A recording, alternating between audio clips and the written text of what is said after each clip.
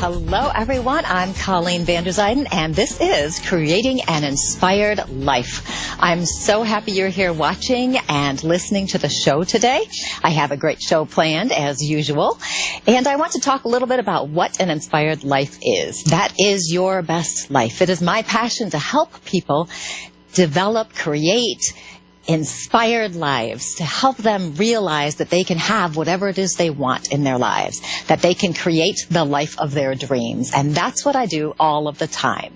Now, I'm a registered medium at Lilydale Assembly, which is the largest spiritualist community in the world. And I'm also a certified spiritual life coach. And as a life coach, I help people take action, take steps towards achieving their goals and their dreams. Now, coaching is not for everyone. It's only for people who really want to make a difference in their own lives. It's something you would have to work for, and it's something you would have to do. You'd have to create your life, okay? So if you're looking for something to be handed to you on a platter, it's not going to happen. And we want to help people get empowered so they can create their lives. Now, every week on this show, I do a coaching tip, and then we take a caller or two. And today's coaching tip is on going with the flow. Now, last week, I was in North Carolina on the ocean, and as we were there were hurricanes approaching the United States, several of them. And because of that, the water was getting rougher and rougher. And when the water gets like that, sometimes there will be a riptide warning. And for those of you who don't know what a riptide is, what that is the undercurrent of the waves can pull you out into the ocean. You can be standing there in 8 inches of water, 10 inches of water. A wave could come, knock you down, or you could walk out a little too far even, and the current will pull you out into the ocean. We don't know when these riptides are going to happen, where, when, all of that, but they give you warnings that the conditions are there for the potential of a riptide. And as I was there at the ocean, I started thinking that life is a lot like a riptide, because we could be living our lives, everything's going well, really great, we're having a good time, we're enjoying everything, and then all of a sudden something comes and knocks us off balance, and we can get dragged away, we can get dragged out, we could feel battered, we could feel helpless, we could feel like we have waves crashing over us all the time and we can't get up and get air. Invariably, when that happens in life, we struggle and we resist. And it also happens if you're in an actual riptide. Your initial reaction is to struggle and resist it. But the way to get out of a riptide is to allow the water to take you out into the ocean. I know this sounds very counterintuitive. We don't want to do that. We don't want to get further away from land, of course. But in a riptide, if you fight against that current, you'll lose your strength. You could wear yourself out. You'll be fighting against the current, and in a real riptide, you could drown. And that's why they tell you to go with the flow. And eventually what will happen is the current will lessen up, and you can swim out of it. So you have to be able to keep your head about you if you get caught in a riptide, and just float your way out, and eventually you will be able to swim out of it. So you have to conserve your strength. Now, with problems in life, as they come along, and they will, as we all know, we resist them. We struggle against them. It's hard to accept we have these problems. And we struggle. We try to control them. We try to force our way out of the problem. But if we allow the problem to be, like a riptide, allow it to be, I mean, you can't control a riptide, but if we allow the problems to be and not resist them, accept the problems as they are, we can survive.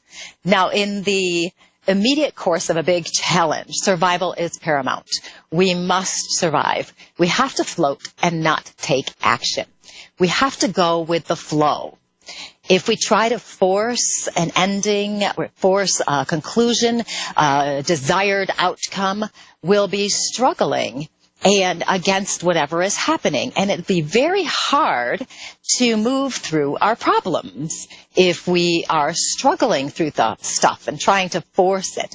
We'll be spending our energy trying to force something rather than spending our energy conserving it so that we can process whatever's going on and float into a less dangerous territory, if you will. I had a friend, Mary, who was getting divorced. And as she was getting divorced, she was telling us everything was fine. She They made the decision, and she was just fine. There was no feeling of her emotions. So she's forcing herself to get to the end without having done the process.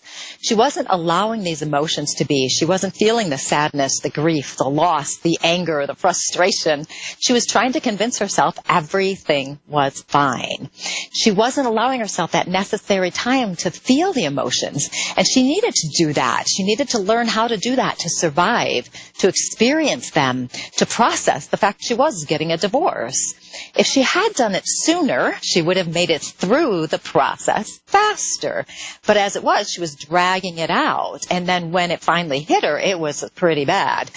And if she had allowed herself to feel it as she was going through it, she would have noticed that her pain was lessening. It wouldn't have been as strong. She would have gotten through the worst of it by floating, not resisting it. In essence, really, basically, swimming out of it. She would have been able to do that. But by denying it, resisting and struggling, pretending she's fine, she ended up struggling against this new reality. And it was very hard for her to get to that point. So when challenges come to us, and they always do, and they knock us down, they drag us away from our peaceful center. We want to fight it when that happens. We don't want to accept this, that there's a challenge that's affecting us. Now, some people feel if we're accepting these problems, issues, challenges, obstacles, whatever we have in our lives, that we're actually surrendering to the problem. We're giving up. And that's not the case. What we're doing is we're accepting we have the problem so that our mind can move into a different place, a place that's not of resistance and struggling and trying to force things. We learn how to float. We learn how to survive. We learn how to let go of the thoughts that keep us stuck in pain and fear and worry. As we go with the flow, we allow our self-expression to come through, to experience what we need to experience. And then we learn that we can get through our problems, which is so valuable because when you realize you can get through it, it's a lot easier to float and survive it as it's happening. Eventually you find the problem isn't as strong as it used to be. It doesn't have a grasp on you as much as it used to be. And when it gets to that point, that means you've processed things and you can get out of it. You can swim into a different direction, a new direction, releasing that struggle. So if life challenges, obstacles, issues, all of those things affect you, they knock you down and you wonder, how am I going to get up? Instead of struggling, remember to release and let go and just go with that flow. Accept whatever's happening. It's going to happen. Things happen. But know you're going to get through it because you always do. Don't you? You do. Float into that state of acceptance. And if you do that, you'll survive long enough to process everything, and then you'll be able to move out of it. So the next time some problem comes up in your life, just think of my little story with the riptide. And remember, that's how you get out of a problem in life, too. And if you ever really get stuck in a riptide, remember it even more importantly, because I don't want you drowning. So that is my coaching tip of the day. And you can reach me at psychicmediumcolleen.com. And you can follow me on Facebook, Medium Coach Colleen Vanderzyden. And I would love to hear from you. It would be very cool to hear from you. And we are going to move on to our first caller tonight, who is Tim from Albany, Georgia. Tim, how are you today? I'm wonderful. Great. I ain't going to complain. I'm just going with the flow. Good segue. Now, did you have any effects from the hurricanes that came through? No, sir. Oh, no, ma'am. I said it passed us right on by. Oh, good. Isn't that wonderful? I mean, it was supposed to come this way, but it just went right on by. Yeah, some people got really lucky and others didn't. So is there something in particular I can help you with tonight? Excuse me? Is there something in particular I can help you with tonight? Yes, I was concerned. Well, I really wanted to know about job opportunities, finance, the legal system, and love, relationships. And love, too. So job, legal system. Yeah. Do you have something going on? The four basic things of life. Yeah, I know. We all have those things, don't we? Now, are you working now? Because I'm feeling a job around you now. Well, I had my first job opportunity, job interview Monday that just passed, and I'm sort of waiting on a response back from that. I believe I left a pretty good impression. So I'm just being patient. You know, Good that's choice. what they told me to wait. I'll get an email. So I've been checking my email. But I understand sometimes when you're looking for stuff to come in the mailbox, it's never there. You know, but when you start looking for it, it's right there. Exactly. Yeah, it's the theory of detachment and not putting your hopes on something too well. You know, just knowing it's going to work out the way it's supposed to. But it is interesting because I am feeling a job around you. So let's hope it's the one that you just interviewed for, because I do feel one there. Is this a smaller situation? You know, not a lot of people in the area you'd be working in? No. It's actually a restaurant job, and Okay. it was supposed to be a restaurant job. So I'm not sure. I mean, how many people? I know they say some days it'd be real busy, some days it doesn't. Okay. Right now, I'm currently unemployed. I'm single, and I mean, all my slots are blank right now. So I'm just waiting. I mean, I go out and do what I can, but you know what all I don't achieve, I just put it in the creator's hand. You know, I do what I can. So yeah, and you know what? That is absolutely perfect. What you just said, putting it in the creator's hand, trusting it's going to work out exactly the way it's supposed to. Because so many times when people have a blank slate and they don't have the relationship of their dreams yet, or a job or whatever, they start to get really worried and they go into, like I call it, crazy brain. And it sounds like you're actually in a really good place mentally. I'm sure it's not easy, but you're in a good place. Oh, yes. Right? I mean, it's not, I mean, well, it's easy for me. I mean, it's easy for me. I mean, some people look at me and wonder how I do it. But, I mean,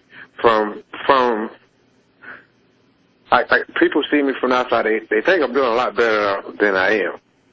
And a lot of times I say, that's not me doing that. My creator shining his light on me. So if I'm blinging or shining, look like I'm doing good, my creator did that. It's nothing I'm doing. Yeah, that's the way to do it. So you have the perfect attitude. Congratulations. I don't get to talk to many people who have that. And even because just the thought that people are telling you you're doing so well, even though inside I'm sure there are times where you think, oh geez, but yes, you know, plenty of times. Yeah. You know, I joke sometimes. I'm like, you know, I'm getting a little confidence. I almost feel like I can walk on water. Well, you know, that's a joke. I mean, I'm being facetious right now, but you know, I mean, I'm gaining confidence like that, along with my faith. That makes all the difference in the world. Okay, now I do want to go back to this job feeling, because what I'm feeling is not a lot of people around you. So this may be the people I'm feeling that you work with.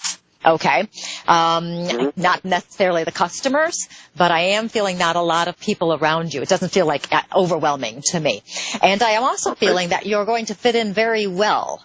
Okay, you have a very good personality, obviously, and I'm feeling that you're going to really fit in there.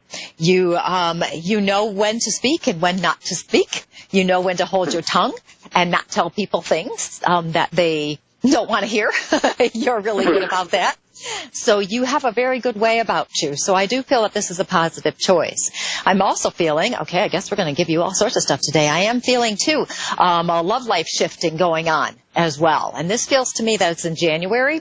Now, predictions are, you know, as they are. If you stay in your house the rest of the time, you never meet anybody, it's not going to work.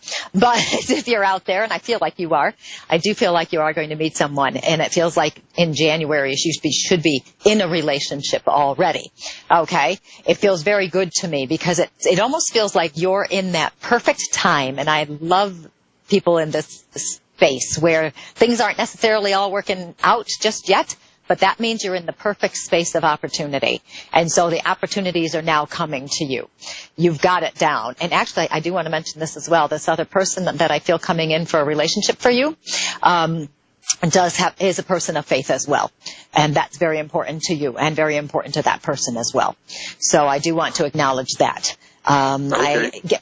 I get the impression you would not accept somebody who doesn't have a strong faith either, you know, because I'm very spiritual. Yeah, it wouldn't fit you. You need to have somebody who understands where you're coming from and all of that. Do you have children? Yes, I have 3, and maybe a possible. I'm not sure about that. The last one. That's a long story. Well, it ain't a long story, but I believe he's mine. But he gave him 40 years in prison last year. So that will be my oldest son. And I'm sort of concerned about my second, my junior. And I got 1 girl and 1 boy.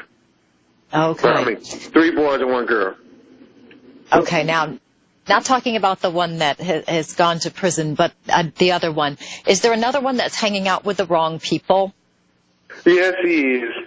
That's the that's the oldest one. That's the junior. I've been worried about him. My spirit been, I'm real spiritual. I mean, have you ever heard of? I don't know if I can say that. I get a little tongue tied. The Ecclesia Records. Oh yeah, the Akashic Records. Yeah, Akashic Records. Yeah. Since my third eye open, I mean, like certain times I see stuff, and it's like it's like in plain sight. I don't know if you ever seen the movie They Live, but it's almost like that. When I look at stuff, I see different stuff, but it has significant meaning to me. And like a couple of days ago, I seen something like his life was going to be taken, like he was going to be removed. I seen it. It was like some words, and it was like why they were going to remove him. And I sort of got panicky, and my mother calmed me down. At the time, she was calming me down because I was like, but then in the same time as I was fearing, right, because my spiritual thing was just like wide open, like it's like the meter was off the chart.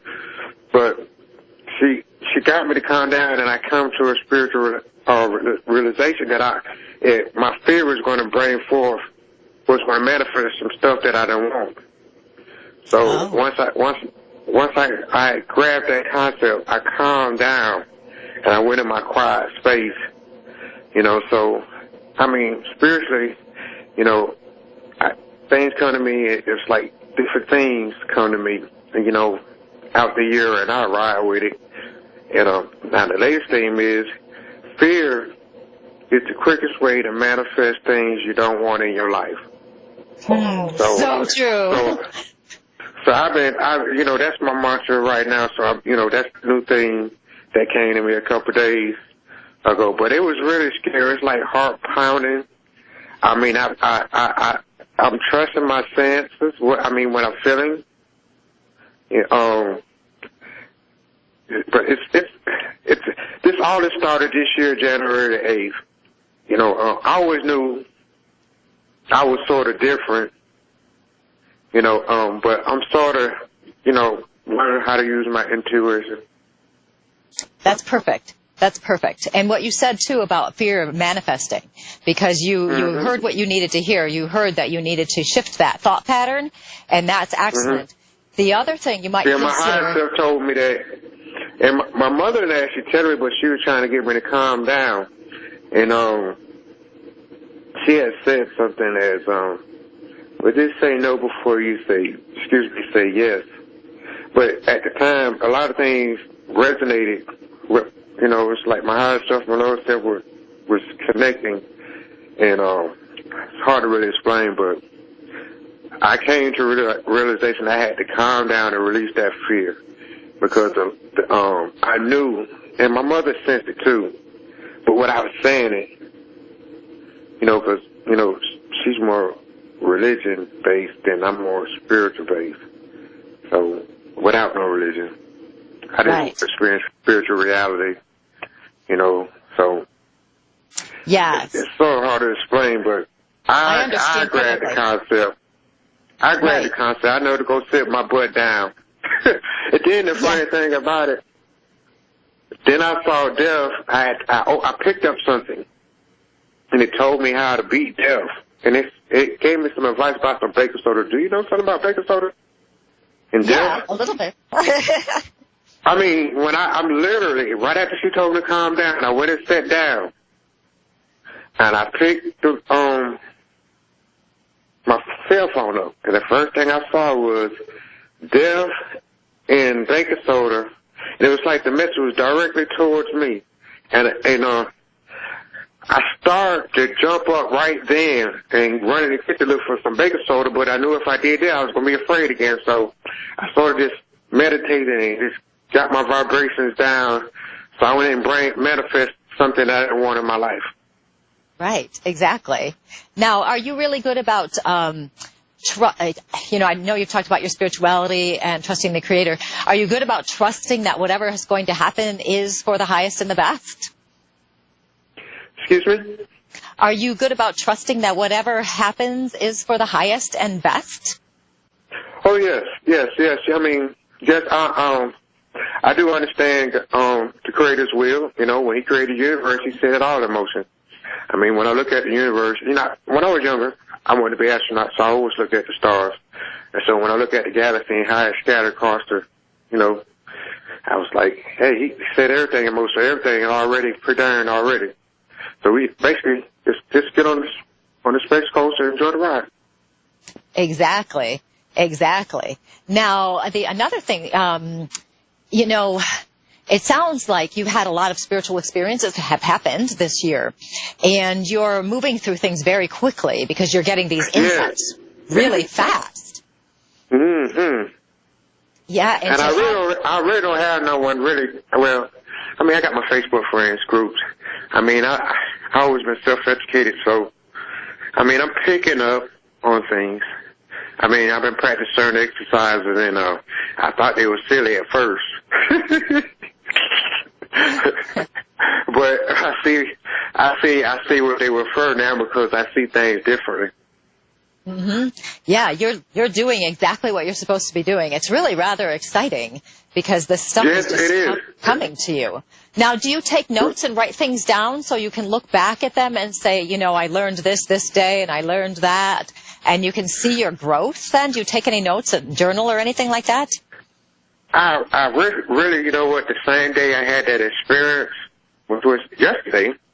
Oh my goodness. Okay. I started to speak in my phone. My hands, I don't know write well, but I got a smartphone, and I got a memo part, and I can just speak whatever I want into the memo, and that's how I save my notes.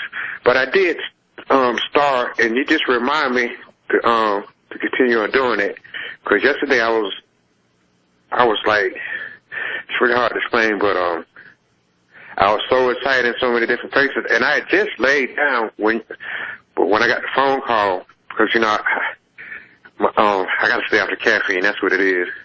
I know the caffeine's not good for me, but I just love it. I love the coffee. I drink the darn coffee. I'm just a jitter.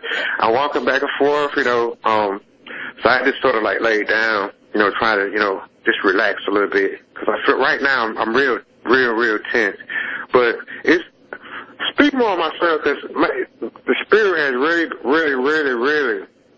been pulling me towards, he played football. I'm wondering, do he have any head injuries? I already figured that he was hanging with a bad crowd. I got confirmation on that twice. Yeah, but what to do? I mean, is his life in danger? Well, does he listen to you? Can you talk to him and just... No, well, I mean, the last time I talked to him was Monday, and we sort of had a heated discussion. He really wanted to hear what I had to say, but he heard me when I got out the car. He's like, "I love you, Dad." And at the time when I got out the car, in my community, I try to mentor the younger people, because I have a little bit more experience than them, and I'm trying to, share my experience, and try to, point them in the right direction. And this young guy I knew from my neighborhood, he's older than my son. He's about 20 years younger than, well, probably about 15 years younger than me. Anyway, but when I was getting out of the car, he seen me and he spoke. He saw sort of emotion, because I was sort of teary-eyed, and he was like, what's the matter? I said, hey, my son, blah, blah, blah. And he turned around and he said something to my son. Well, let me go in. I can't talk over here at home. It's about gang activity. So, and I saw the gang got him messed up. He don't want to listen. So he turned around with him being an ex-gang member. And he, responded to him. And he said something to my son. I don't gang bang, but I know a lot of gang members. So when he spoke to him, my son responded back. He's like, yeah, he hit it. But okay. I think the fact that he saw that this guy looked up to me, he had to turn around and respect me again. I'm not sure. I'm maybe just reading into it too much. Well, the impression I get is that your son did hear you. Okay, I do feel that he heard you, and it will make a difference. Now, I do want to give you a healing technique. In I have like 2 minutes left. There is a technique you can do, and it's similar to praying, to sending prayers to someone. You actually pray to their soul, and you send them as much prayers, love, healing as you can, and you just kind of, so to speak, lay it at their feet. And it's something that their soul will take. He doesn't have to consciously know you're sending him this love, this healing, all of that, the positive energy, because his soul will take it. And that's something you can do, because I know sometimes we want to do something. That's something we can do to surround him with that love so he makes the right choices. And I do feel that you have a very strong way about you that will work. That will, he'll be able to feel that love around you. And you're not going to do it with a desperation or anything like that. You're truly just sending him as much love and healing and peace as you can. Whatever positive words you can have. So you send them all of those things. And with the trust that it's going to work as it's supposed to work. And you will know that it is. It's going to be perfect. So try doing that. And I'm sorry, I'm going to have to let you go because I'm actually running out of time. But I have so enjoyed talking to you, Tim. You are so much fun, and I'm so happy to have met you. You have a good time, and I'll be sending you prayers, too. Yes, ma'am. Thank you very much. You are most welcome. And that was Tim from Georgia. And isn't it interesting how so many things can happen in our lives and we just don't even know what to do and how to deal with them. But he's got such a great attitude. So you shall all adopt his attitude of trusting the Creator. It's going to work out. This was Creating an Inspired Life, and I am Colleen Vanderzyden. You can find me at psychicmediumcolleen.com, and you can follow me on Facebook, Medium Coach Colleen Vanderzyden. And I will be talking to you next week. Have a great week. Goodbye.